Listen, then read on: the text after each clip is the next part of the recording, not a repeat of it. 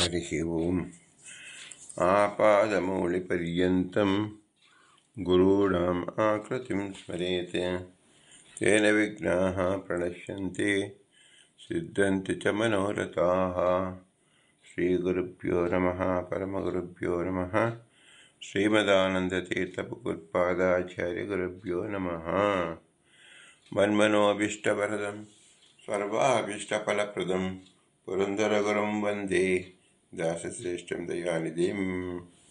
ವಿದ್ಯಾವಿನಯಸಂಪನ್ನಾನ್ ಶಾಂತಾದಿಗುಣಬೃಂಹಿತಾನ್ ಸತ್ಶಾಸ್ತ್ರಪ್ರವಚನಾಸಕ್ತಾನ್ ಎಲೆಮಿಲಾರ್ಯಾನ್ ಗುರೂನ್ ಭಜೆ. ಪೃಥ್ವೀಮಂಡಲಮಧ್ಯಸ್ಥಾಃ ಪೂರ್ಣಬೋಧಮತಾನುಗಾಃ ವೈಷ್ಣವಾಃ ವಿಷ್ಣುಹೃದಯಾಃ ತಾನ್ ನಮಸ್ತೆ ಗುರುನ್ ಮಮ. ಹರಿ ಓಂ. ಶ್ರೀಶಾಪಾಹಿ ಅನಂತಕೋಟಿ ಬ್ರಹ್ಮಾಂಡ ನಾಯಕ ಎಂಬುದು ಶ್ರೀ ಪುರಂದರದಾಸರು ರಚಿಸಿದ ದಿವ್ಯ ಗಜ್ಜ ರೂಪಶಾಸ್ತ್ರ ಮಂತ್ರರೂಪವಾಗಿದೆ. ಪ್ರಸ್ತುತ 81ನೆಯ ಗಜ್ಜ ಪುರಾಣ ಪುರುಷೋತ್ತಮ ಎಂಬುದು ಚಿಂತಿಸುತ್ತಿದ್ದೆವು.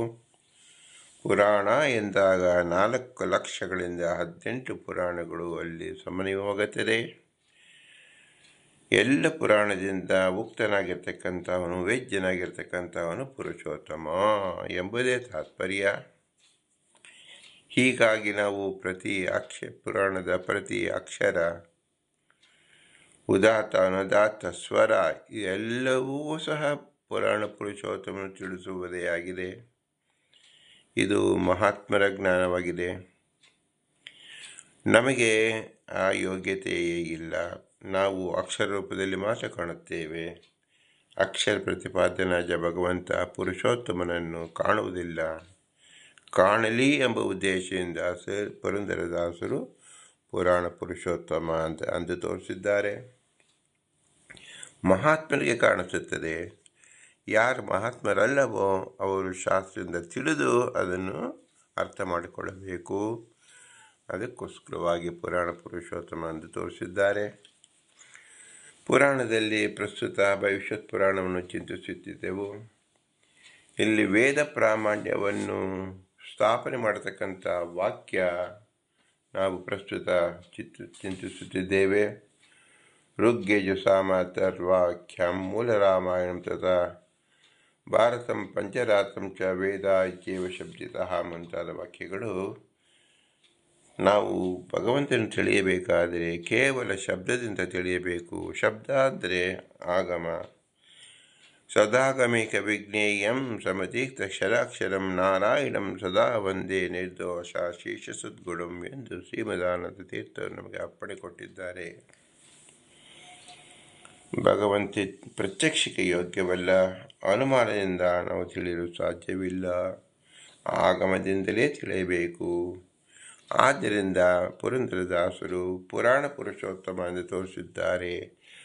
ಪುರಾಣ ಎಂದರೆ ಆಗಮ ಎಂದು ಅರ್ಥವಾಗುತ್ತದೆ. ಈ ಆಗಮ ಹೇಗೆ ಪ್ರಾಮಾಣ್ಯ ಎಂಬುದನ್ನು ಪುರಾಣದಲ್ಲೇ ತೋರಿಸಿಕೊಟ್ಟಿರ್ತಕ್ಕಂಥದ್ದು ವಿಶೇಷ ಆಕಾರವಾಗಿದೆ. ಇದು ಬ್ರಹ್ಮಸೂತ್ರ ಭಾಷ್ಯದಲ್ಲಿ ಶ್ರೀ ವೇದವ್ಯಾಸರು ನುಡಿದು ತೋರಿಸಿದ್ದನ್ನು ಭಾಷ್ಯಕಾರರು ವಿಶೇಷವಾಗಿ ಈ ವಾಕ್ಯವನ್ನು ಉದಾಹರಿಸಿ ತಮ್ಮ ಭಾಷ್ಯವನ್ನು ವಿಸ್ತರಿಸಿದ್ದಾರೆ. ಬ್ರಹ್ಮಸೂತ್ರ ಭಾಷ್ಯದಲ್ಲಿ ಹೇಳಿರ್ತಕ್ಕಂಥ ವೇದವ್ಯಾಸರ ವಾಕ್ಯಕ್ಕೆ ಅರ್ಥರೂಪವಾಗಿ ಪುರಾಣ ವಾಕ್ಯವನ್ನು ತೋರಿಸಿದ್ದಾರೆ. ಇದರ ಅರ್ಥವೆಂದರೆ ಏನು?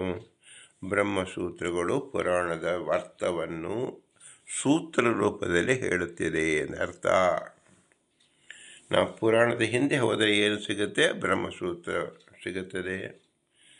ಬ್ರಹ್ಮಸೂತ್ರ ಯಾತಕ್ಕೋಸ್ಕರವಾಗಿ ವೇದವ್ಯಾಸರು ಮಾಡಿದರು ಅಂದರೆ ವೇದ ಮತ್ತು ಪುರಾಣವನ್ನು ಅರ್ಥ ಮಾಡಿಕೊಳ್ಳಲು ಎಂದರ್ಥ. ಆದ್ದರಿಂದ ಯಾಕೆ ಬ್ರಹ್ಮಸೂತ್ರವನ್ನು ಕೇಳಬೇಕಂದ್ರೆ ಭಗವಂತನನ್ನು ತಿಳಿಯಲಕ್ಕೋಸ್ಕರವಾಗಿ ಎಂಬುದೇ ಅಂತಿಮ ನಿರ್ಧಾರವಾಗಿದೆ. ದ್ವಿತೀಯ ಪಾದದಲ್ಲಿ 2ನೇ ಅಧಿಕರಣ ನ ವಿಲಕ್ಷಣತ್ವಾಧಿಕರಣ ಎಂಬುದು. ಭಗವಂತ ಈ ಅಧಿಕರಣದಲ್ಲಿ ವಿಷ್ಣು ಜಗತ್ಕಾರಣನು ಎನ್ನುವ ವಿಷಯದಲ್ಲಿ ಪ್ರಮಾಣವಾಗಿ ಹೇಳಲ್ಪಟ್ಟ ವೇದಾದಿಗಳಿಗೆ ಅಪ್ರಾಮಾಣ್ಯ ಸಾಧಕವಾದ ಯುಕ್ತಿಗಳಿಂದ ವಿರೋಧವನ್ನು ಪರಿಹರಿಸ್ತಾ ಇದ್ದಾರೆ.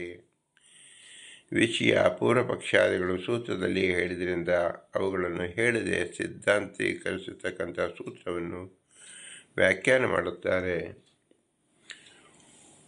ಓಂ ನ ವಿಲಕ್ಷಣತ್ವಾದಸ್ಯ ತಥಾತ್ವಂ ಚ ಶಬ್ದಾತ್ ಓಂ. ಅಸ್ಯ ಈ ಶ್ರುತ್ಯಾದಿಗಳಿಗೆ ತಥಾತ್ವಂ ಪಾಶುಪದ ಶ್ರುತಿಗಳಂತೆಯೇ ಅಪ್ರಾಮಾಣ್ಯವು ನ ಇಲ್ಲ, ಏಕೆಂದರೆ ಈ ಶ್ರುತ್ಯಾದಿಗಳಿಗೆ ನ ತಥಾತ್ವಂ ದೋಷವೂ ಇಲ್ಲ, ಏಕೆಂದರೆ ವಿಲಕ್ಷಣತ್ವಾತ್ ಶ್ರುತಿಗೆ ನಿತ್ಯತ್ವಾಕ್ಯ ವೈಲಕ್ಷಣ ಇದ್ದುದರಿಂದಲೂ ಸ್ಮೃತಿಗೆ ವೇದಾನುಸಾರಿತ್ವ ರೂಪವಾದ ವೈಲಕ್ಷಣ ಇದ್ದುದರಿಂದಲೂ ಏವಂಚ ಕ್ವಚಿತ್ ಕರ್ತೃ ಕರ್ಣಾದ ವೈಗುಣ್ಯದಿಂದ ಫಲವು ಲಭಿಸದೆ ಇದ್ದರೂ ವೈಷ್ಣವ ಸ್ಮೃತಿಗಳಂತೆಯೇ ಅಪ್ರಾಮಾಣ್ಯವಿಲ್ಲ. ಅಸ್ಯ ಈ ಶ್ರುತಿಗಳಿಗೆ ವಿಲಕ್ಷಣತ್ವಾತ್ ಸ್ವತಃ ಪ್ರಾಮಾಣ್ಯವಿದ್ದುದರಿಂದ ಅಸ್ಯ ಈ ಶ್ರುತಿಗೆ ತಥಾತ್ವಂ ನಿತ್ಯತ್ವವಾದರೂ ಶಬ್ದಾತ್ ವಾಚಾ ವಿರೂಪ ನಿತ್ಯ ಇದು ಮೊದಲಾದ ಶ್ರುತಿಗಳಿಂದಲೇ ಪ್ರತೀತವಾಗುವುದು. ಅನಾದಿ ನಿಧನ ನಿತ್ಯ ಇತ್ಯಾದಿ ಸ್ಮೃತಿಗಳಿಂದ ನಿತ್ಯತ್ವ ಔಪಚಾರಿಕವೂ ಅಲ್ಲ.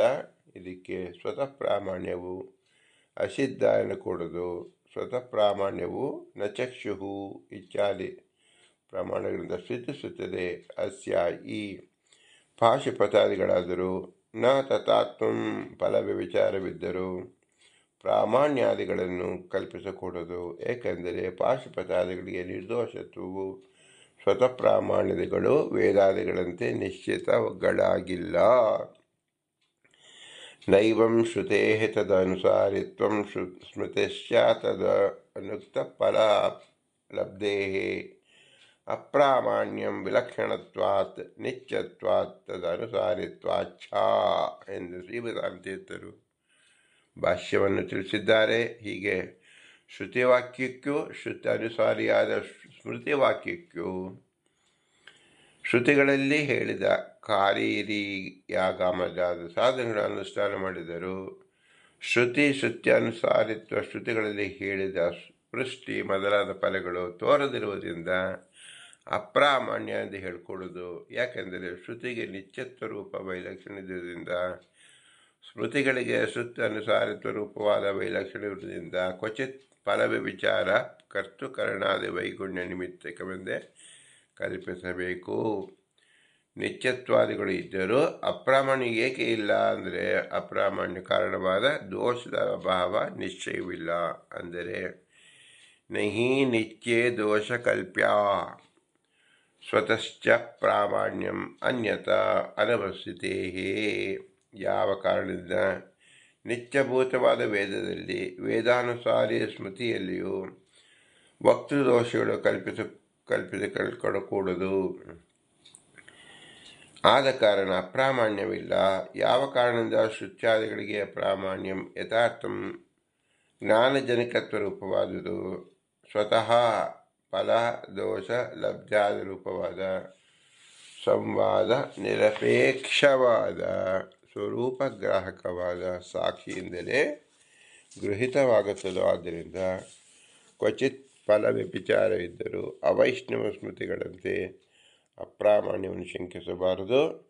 ಅನ್ಯಥಾ ಅಂದರೆ ಪ್ರಾಮಾಣ್ಯಕ್ಕೆ ಸ್ವತಃಸ್ಥವನ್ನು ಅಂಗೀಕರಿಸಿದ್ದರೆ ಸಂವಾದದಿಂದಲೇ ಗ್ರಾಹ್ಯತ್ವವನ್ನು ಅಂಗೀಕರಿಸಿದರೆ ಅನವಸ್ಥೆ ಬರುವುದರಿಂದ ಅನ್ಯಥಾ ಪ್ರಮಾಣಕ್ಕೆ ಸ್ವತಃಸ್ಥವನ್ನು ಅಂಗೀಕರಿಸದಿದ್ದರೆ ಸಂವಾದದಿಂದಲೇ ಗ್ರಾಹತ್ವವನ್ನು ಅಂಗೀಕರಿಸಿದರೆ ಅನವಸ್ಥಿತೇ ಫಲೋಪಲಬ್ಧಿ ರೂಪವಾದ ಸಂವಾದ ಗ್ರಾಹಕ ಪ್ರಾಮಾಣ್ಯವು ಕೂಡ ಸ್ವತಃವಾದ ತಿಳಿಯುತ್ತದೆ ಎಂದು ಹೇಳುವುದಾದರೆ ಪರಂಪರಾ ಕಲ್ಪನೆಯು ವ್ಯರ್ಥವಾಗುವುದು.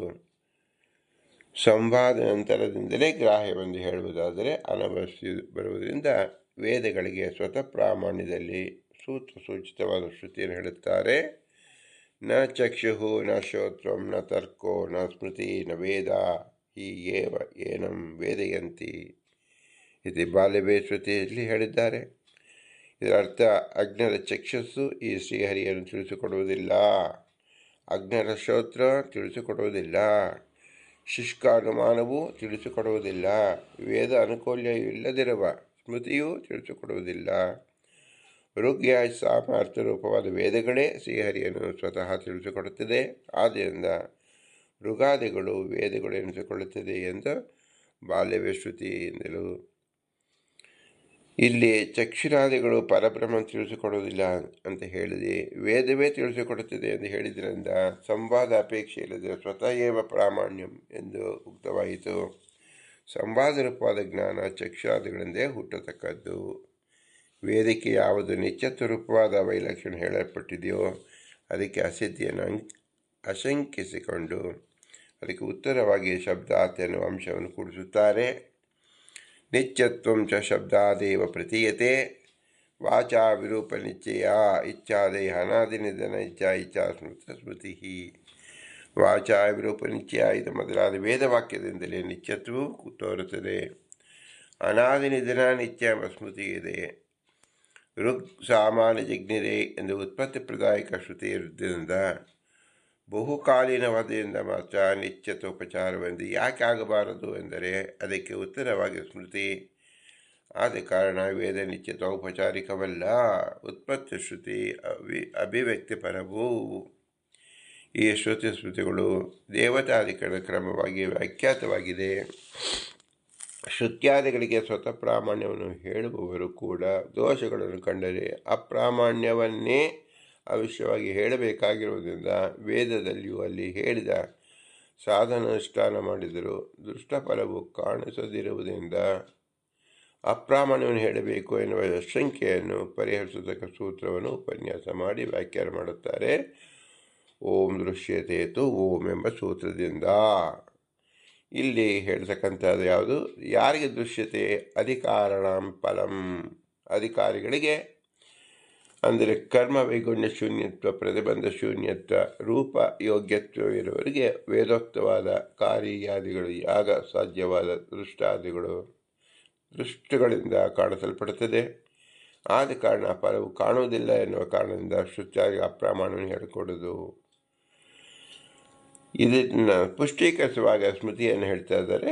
ಅದು ಭವಿಷ್ಯತ್ ಪುರಾಣದ ವಾಕ್ಯ. ಭವಿಷ್ಯತ್ ಪುರಾಣ ಚ ಋಗ್ಯೆ ಸಾಮತರ್ವಾಕ್ಯ ಮೂಲ ರಾಮಾಯಣಂ ತಥಾ ಭಾರತಂ ಪಂಚರಾತ್ರಂ ಚ ವೇದ ಇತ್ಯೇವ ಶಬ್ದಿತಾಃ ಪುರಾಣಾನಿ ಚ ಯಾನಿ ವೈಷ್ಣವಾನಿ ವಿದುಃ ಸ್ವತಃ ಪ್ರಾಮಾಣ್ಯಮೇತೇಷಂ ನಾತ್ರ ಕಿಂಚಿತ್ ವಿಚಾರ್ಯತೆ. ನ ಚಕ್ಷುಃ ಇಚ್ಛಾಶ್ರುತಿಗಳಲ್ಲಿ ಮಾತ್ರ ವೇದಾಗಳಿಗೆ ಸ್ವತಃ ಪ್ರಾಮಾಣ್ಯವಿದೆ ಎಂದು ಸಿದ್ಧಿಸುವುದಿಲ್ಲ. ಮತ್ತು ಭವಿಷ್ಯತ್ ಪುರಾಣಗಳಲ್ಲಿ ಉಕ್ತವಾಗಿದೆ. ಋಗಾದಿಗಳು ಮೂಲ ರಾಮಾಯಣ, ಭಾರತ, ಪಂಚರಾತ್ರಾಗಮ ಇವು ವೇದಗಳು ಎಂದು ಹೇಳಲ್ಪಟ್ಟಿದೆ. ಜ್ಞಾನಿಗಳು ಪುರಾಣಗಳ ಮಧ್ಯದಲ್ಲಿ ಯಾವ ಪುರಾಣಗಳನ್ನು ವಿಷ್ಣು ಪರವನ್ನಾಗಿ ತಿಳಿಯುತ್ತಾರೋ ಇವುಗಳೆಲ್ಲ ಸ್ವತಃ ಫಲ ಸಂವಾದಿಗಳ ಅಪೇಕ್ಷೆ ಇಲ್ಲದೆ ನಿರ್ದೋಷತ್ವದಿಂದಲೇ ಯಥಾರ್ಥ ಜ್ಞಾನಕರಣತ್ವ ರೂಪವಾದ ಪ್ರಾಮಾಣ್ಯವು ಸಿದ್ಧಿಸುತ್ತದೆ. ಸ್ವತಃ ಪ್ರಾಮಾಣ್ಯ ಎಂದ ಹೆಸರು.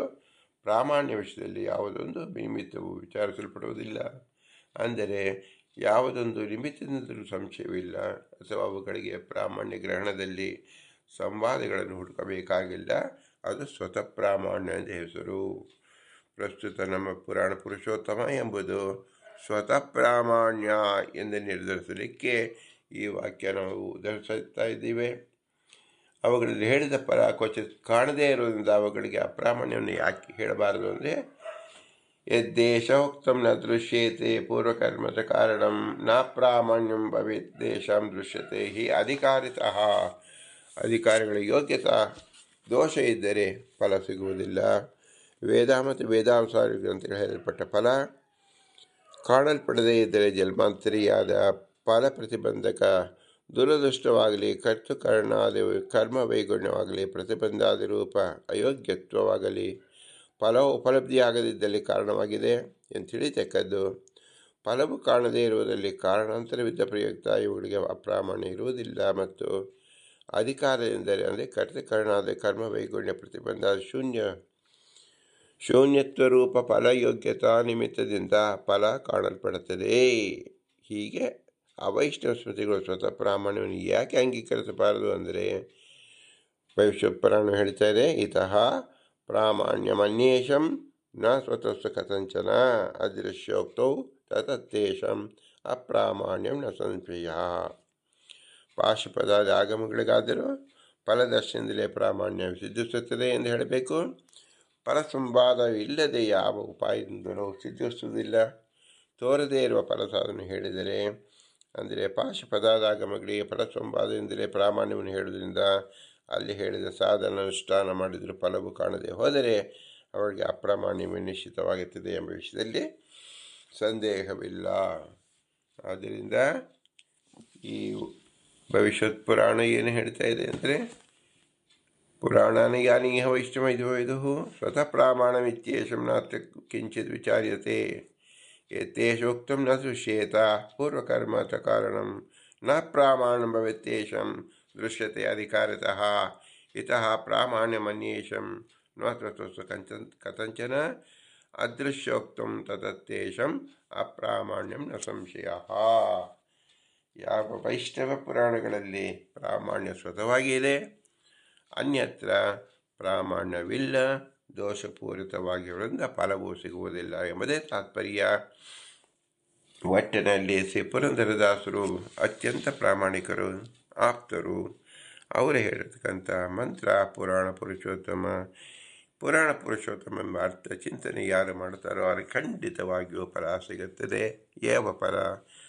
ಪುರಂದರದಾಸರ ಅನುಗ್ರಹ ರೂಪ ಫಲ. ಅವರ ಅಂತರ್ಯಾಮಿ ಆಗಿರ್ತಕ್ಕಂಥ ಪುರಂದರ ಬಿಟ್ಟರೆ ಅನುಗ್ರಹ ರೂಪ ಫಲ. ಈ ಎಲ್ಲ ಫಲವು ಯಾವುದರಿಂದ ಸಾಧ್ಯವಾಗುತ್ತೆ? ನಮ್ಮ ಮಾತಾಪಿತರರ ಅನುಗ್ರಹ ವಿಶೇಷದಿಂದ, ಗುರು ಹಿರಿಯರ ಅನುಗ್ರಹ ವಿಶೇಷದಿಂದ, ತತ್ವಾಭಿಮಾನಿ ದೇವತೆಗಳ ಅನುಗ್ರಹ ವಿಶೇಷದಿಂದ, ವಾಯುದೇವರ ವಿಶೇಷ ಅನುಗ್ರಹ ವಿಶೇಷದಿಂದ. ಇವೆಲ್ಲರೂ ಅಸ್ವತಂತ್ರದಿಂದ ಫಲವನ್ನು ಕೊಡ್ತಕ್ಕಂಥವನು ಯಾರು? ಭಗವಂತ ಮಾತ್ರ.